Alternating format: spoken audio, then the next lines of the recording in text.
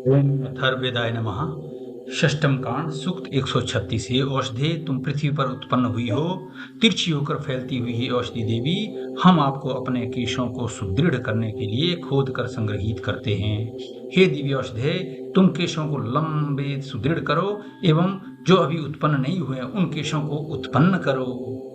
तुम्हारे जो केश गिर जाते हैं, जो मूल से टूट जाते हैं, उस दोष को औषधि रस से भिगोकर दूर करते हैं। सूक्त 137 केशवर्धन सूक्त। जिन महर्षि जमदग्नि ने अपनी कन्या के केशों की वृद्धि के लिए जिस औषधि को खोदा, उसे वीतहव्य नाम वाले महर्षि कृष्णकेश नामक मुनि के घर से लाए थे।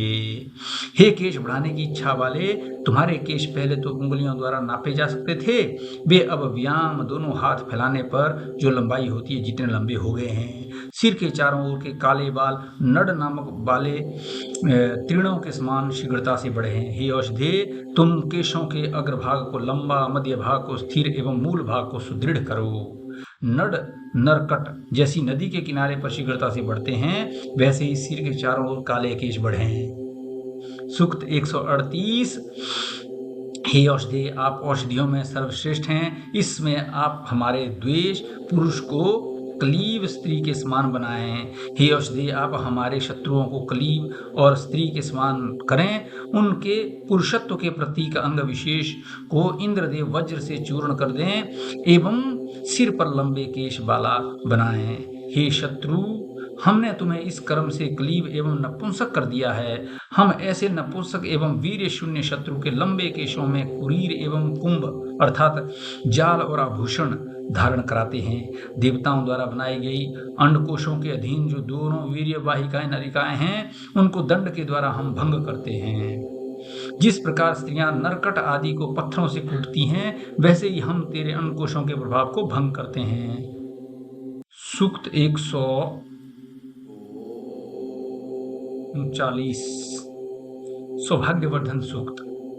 हे औषधे, सौभाग्य को बढ़ाने वाली होकर आप प्रकट होकर हमें सौभाग्यशाली बनाएं। आपकी 100 शाखाएं तथा 33 उपशाखाएं हैं। उस सहस्र सर्पणी के द्वारा हम तुम्हारे हृदय को संतप्त करते हैं। हे कामिनी, तुम्हारा हृदय हमारे विषय में चिंतन करके सूख जाए, हमें काम में शुष्क करके तुम्हारा मुख शुष्क हो तथा तुम सूखे मुख वाली होकर चलो। हे औषधे, आप सौभाग्यदायिनी एवं पीतवर्णी हैं। आप सेवनीय और उत्साहवर्धक हैं। आप हम दोनों को आकर्षित करके एक दूसरे के अनुकूल करके हमारे हृदय को अभिन्न कर दें।